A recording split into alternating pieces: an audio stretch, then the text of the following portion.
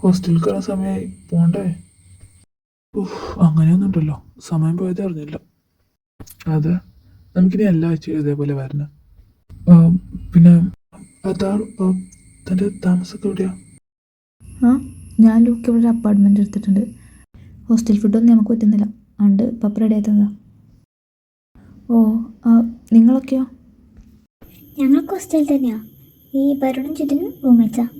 പിന്നെ അഫിൻ്റെ വീട് ഇവിടെ അടുത്താ, അതുകൊണ്ട് അവൻ വീട്ടിൽ വരാറ്. ഇവാനേട്ടനോ? ഇവാനേട്ടനോ?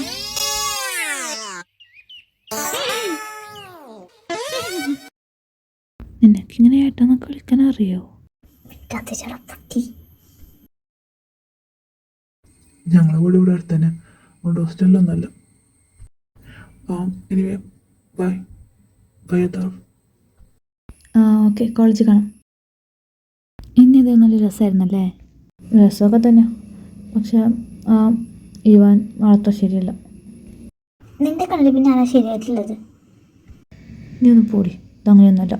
എനിക്കെന്തോ അവനത്ര ഇഷ്ടപ്പെട്ടില്ല. അത് നീയാനൊക്കെ പ്രേമിക്കാൻ നിൽക്കണ്ട.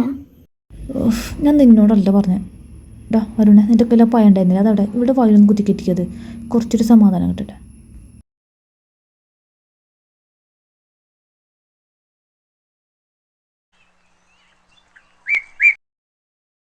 ലൂക്ക, നീ വിട്ടോ, പപ്പയൊന്ന് കാണുന്നു പറഞ്ഞിട്ടുണ്ട്.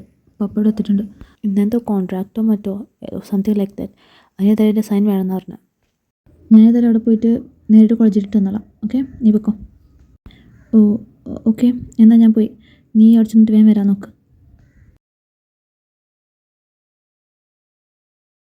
എന്താ ലൂക്കൊന്ന് ഒറ്റക്ക്? അതാവിടെ അവനിന്ന് കുറച്ച് ലേറ്റായിട്ട് വരും. പിന്നെ അതിനുവേണ്ടി പല പ്രാവശ്യം പറഞ്ഞിട്ടുണ്ട് ലൂക്കാന്ന് വിളിക്കരുതെന്ന്. Sorry mister Leo. മറ്റേ വിളിക്കൊന്നും എനിക്ക് പ്രശ്നമൊന്നുമില്ലല്ലോ. അതെ, ഞാൻ ക്ലാസ്സിൽ പോകും, നിങ്ങൾ വരുന്നുണ്ടേ വാ. ഇവനിപ്പോൾ എന്താ പറ്റിയേ? അതും മൂഡ് ഓഫ് അവന്. അല്ല ജനി, അവൻ ഈ ലൂക്കെന്ന് വിളിക്കുമ്പോൾ എന്താ അത്ര ഒരു പ്രശ്നം?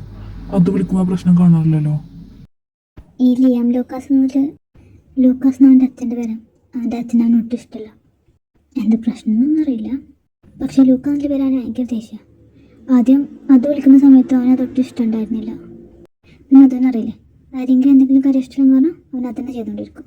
അതുകൊണ്ട് തന്നെ അവനെ ലൂക്കാന്ന് വിളിച്ച് അവനും ശീലമായി, ഇവനും ശീലമായി. പക്ഷെ വേറെ ആരും വിളിക്കുന്നതിന് അവന് ഇഷ്ടമല്ല. ഈ എന്നെ പോലും വിളിക്കാൻ സമ്മതിക്കില്ല, കണ്ടില്ലേ? അതെ, നിങ്ങൾ വലിയ ശത്രുക്കളല്ലേ? ശത്രുക്കളെ പോലെയല്ലേ ഈ നേരം നോക്കിയാലും കുത്തുപിടിയുണ്ട്. ഞങ്ങളുടെ ഇടയിൽ ലവ് ലാംഗ്വേജാണ്. ഞാൻ പരിചയപ്പെട്ട് അന്ന് തുടങ്ങിയത് ഈ ബൈക്ക്. പക്ഷെ അവനെ ഭയങ്കര ഇഷ്ടമാണ്, എനിക്കറിയാം. എനിക്കവനെ ആസ് എ ഫ്രണ്ട്. പക്ഷെ ഞങ്ങൾ സ്നേഹം പ്രകടിപ്പിക്കുന്ന രീതി ഇങ്ങനെയാന്ന് മാത്രം. അതിനെപ്പോലെ തന്നെ എനിക്കവന് എൻ്റെ ബെസ്റ്റ് ഫ്രണ്ട്. പിന്നെ എന്നാൽ നിങ്ങൾ കേട്ടോ, ഞാൻ അതൊന്ന് അറ്റൻഡ് ചെയ്തിട്ട് തരാം. വേടാ എൻ്റെ പൊന്നിലെയോ, നിനക്ക് റൂമിൽ ചെന്നാലും അവനെ കണ്ടുകൂടാ. നീ എന്തിനാ അങ്ങനെ മൂഡ് ഓഫ് ആയിട്ടിരിക്കണേ? എടാ അതല്ല, അവൻ കുറച്ച് കഴിഞ്ഞ് വരാമെന്ന് പറഞ്ഞതാ. ഇപ്പം ലഞ്ച് ബ്രേക്കായി, എന്നിട്ടും വന്നില്ല. അതാ ഞാൻ. അതല്ല, നമ്മൾ ജെന്നി ഉണ്ടായിരുന്നല്ലോ രാവിലെ, അവളെ പിന്നെ കണ്ടിട്ടേ ഇല്ല. ഒരു ഫോം വന്ന് പോയതാ. നിങ്ങൾ ആരെയും കണ്ടോ? അവളെയും കാണാല്ലേ? ഇതിപ്പോൾ അങ്ങോട്ട് അവർ രണ്ടുപേരും ഒരുമിച്ച് പോയേ. നീ ഒരു കാര്യം ചെയ്യ്, നീ അവനെ വിളിച്ചോക്ക്. ഞാൻ കുറേ പ്രാവശ്യം വിളിച്ചത്, അവനെ എടുക്കണ്ടേ ഫോൺ. അവനായിരിക്കും എടുത്തോക്ക്. അല്ല, ഏതോ അറിയാത്ത നമ്പറാ. Hello, what? ഞാനിപ്പോൾ വരാം. എന്താടോ ലിയോ പറഞ്ഞിട്ട് പോടോ. ഹലോ, ഒരു ആക്സിഡൻറ്റ് കേസ് കുറച്ച് നേരത്തെ തന്നെ വിളിച്ചിട്ടുണ്ടായിരുന്നു. അവരുടെ റൂം. സാർ, അവരുടെ പേരൊന്ന് പറയാൻ പറ്റുമോ? സാറ. ഓ, സാറാ ലൂക്കാസ് അല്ലേ? Room number 302. ഞാൻ ആ നിൽക്കുന്നവരാ അവരെങ്ങോട്ട് കൊണ്ടുവന്നേ.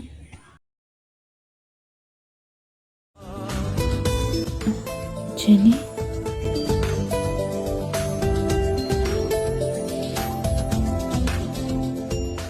അതെ, അവർക്ക് ബോധം വന്ന് അവരുടെ മകൻ്റെ നമ്പറൊക്കെ തന്നല്ലേ പറഞ്ഞേ. എന്നാ ഇനി ഞാൻ പൊക്കോട്ടെ? യേശോ, ജെനി.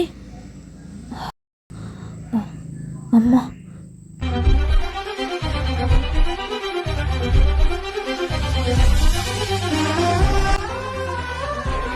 അമ്മ, എന്തുണ്ടായേ? അമ്മ എങ്ങനെ ഇവിടെ? എന്ത് വരുന്നവരെന്നോട് പറയാഞ്ഞേ? എൻ്റെ പൊന്നു വന്നിങ്ങനെ ടെൻഷൻ അടിക്കാതെ. അമ്മയ്ക്കൊന്നുമില്ലടാ. ഞാൻ തന്നെ നിനക്കൊരു സർപ്രൈസ് ആയിക്കോട്ടെ ഞാൻ വിചാരിച്ചു. അതെങ്ങനെയാണെന്ന് ഞാൻ വിചാരിച്ചില്ല. സർപ്രൈസ്? ഇതൊക്കെ പറ്റിയിരുന്നെങ്കിലോ? ഒന്നും പറ്റിയില്ലല്ലോ, നീ സമാധാനപ്പെടും. കറക്റ്റ് സമയത്ത് ആ കൊച്ചു വന്നുകൊണ്ട് ഞാൻ രക്ഷപ്പെട്ടു. കുറേ നേരം റോഡ് കടന്നു, ആരും തിരിഞ്ഞു നോക്കിയില്ല. ആ കൊച്ചു വന്നോണ്ടാ. അതിനൊന്ന് കാണാനോ നന്ദി പറയാനോ പറ്റില്ല. അത് പോയോ ആവോ? പുറത്തുണ്ടെങ്കിൽ മോനൊന്ന് വിളിച്ചേ. അവരൊക്കെ പോയല്ലോ ആൻറ്റി. ഇപ്പം എങ്ങനെയുണ്ട്? എനിക്കിപ്പോൾ ഒരു കുഴപ്പമില്ല ഡോക്ടറെ. ഞങ്ങൾ പൊക്കോട്ടെ. പോവാലോ, എന്താ ധൃതി? മകനാണല്ലേ? തലയ്ക്ക് ചെറിയ പരിക്കുണ്ട്, ബട്ട് ആഴത്തുള്ളതൊന്നുമല്ല.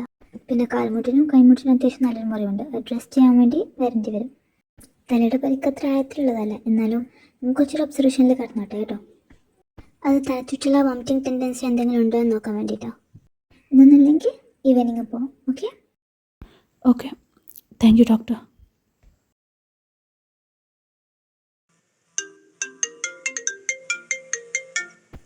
എന്താടാ ഫോണിലടിക്കുന്നുണ്ടല്ലോ, എടുക്ക്. ആ അതോ പ്രശ്നമൊന്നുമില്ല, ഞാൻ പിന്നീട് വിളിച്ചോളാം. നിന്റെ ആദ്യത്തെ നേരിട്ട് കാണാൻ പറ്റിയിട്ടില്ലല്ലോ. അവനെ ഒന്ന് കാണുന്നുണ്ട് എനിക്ക്. കാണാലോ, അമ്മ ഇപ്പോൾ ഇവിടെ തന്നെ ഉണ്ടല്ലോ. അതാരാ ഇനി വിളിക്കുന്ന? അവൻ തന്നെയാണോ? എന്തെങ്കിലും അത്യാവശ്യമായ കൂടെ അടുക്ക്. അല്ല, ഇത് ജെനിയാ. ഞാനിത് അറ്റൻഡ് ചെയ്തിട്ട് വരാം. ആ ജെനി? നിന്റെ അതുന്യങ്ങളിലും ഇമ്പോർട്ടൻ്റ് ആണോ ഇപ്പോൾ ജെനി? അവൻ വിളിച്ചപ്പോൾ നീ ഫോൺ എടുത്തില്ലല്ലോ. ഇപ്പം അവൾ വിളിച്ചപ്പോൾ നിനക്കൊരു പ്രശ്നമല്ല. ഏയ് ഇതങ്ങനെയൊന്നുമല്ല. ഞാൻ പിന്നെ എനിക്ക് മനസ്സിലാവുണ്ട്. ചെല്ലു ചെല്ലു. ഹലോ ജെനി. നീ ഇതെവിടെ പോയി കിടക്കുക? അത് നീ എന്താ ജെനിയുടെ ഫോണെന്ന്? എൻ്റെ ഫോണിൻ്റെ ബാറ്ററി ഒന്നും അതല്ലല്ലോ പത്ത് പ്രോബ്ലം. നീ ഇതെവിടെ പോയി കിടക്കുക? വിളിച്ചിട്ട് ഫോൺ എടുക്കുന്നില്ല. കോളേജിൽ വന്നപ്പോൾ ഇവിടെയല്ല. എടാ, എനിക്കൊരു എമർജൻസി ഉണ്ടായി, അതാ. ഞാൻ നിന്നെ വിളിക്കാം. ഞാൻ എല്ലാം നേരിട്ട് വന്നിട്ട് പറയാം. ആ എന്താടാ പ്രശ്നം? നീ കാര്യം പറ. എടാ ഞാൻ പറയാം, ഞാൻ വന്നിട്ട് പറയാം, നീ വെച്ചോ. ആരാ? ലിയോ ആണോ? അവൻ ഫോൺ എടുത്താ? നിന്നെ എടാ ലിയോ, ഇതെവിടെ പോയി കിടക്കുക? നിന്റെ അതെ ഇവിടെ നിന്നെ കണ്ടിട്ട് ഭയങ്കര ടെൻഷൻ അടിച്ച് നടക്കുക. പക്ഷെ ഞാൻ ഭയങ്കര ഹാപ്പി ആട്ടോ. കുറച്ച് സമയമെങ്കിലും ഇവരൊന്നും ഒറ്റ കിട്ടുമല്ലോ.